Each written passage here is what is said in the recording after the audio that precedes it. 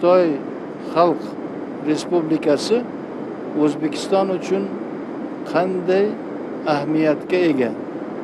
Har qaysi O'zbekistonda yashayotgan odam, jamoatchiligimiz, xalqimiz mana shu masalani o'ziga ko'ndalang qo'yib, o'ziga yaqqol shu masalani tasavvur qilib, shu savollarga avvalambor javob berish kerak. Ya'ni o'ziga javob berish kerak. Xitoy bizlar uchun qanday ahamiyatga ega?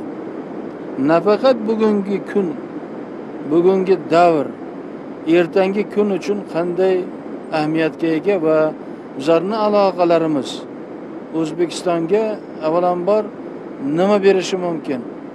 Bizlar Xitoy bilan do'stlik, umuman hamkorlik o'rnatish hisobidan nimalarga erishishimiz mumkin? Qanday istiqbollar oldimizga ochilishi mumkin? Xitoy qanday davlat bo'lgani to'g'risida ortiqcha gapirish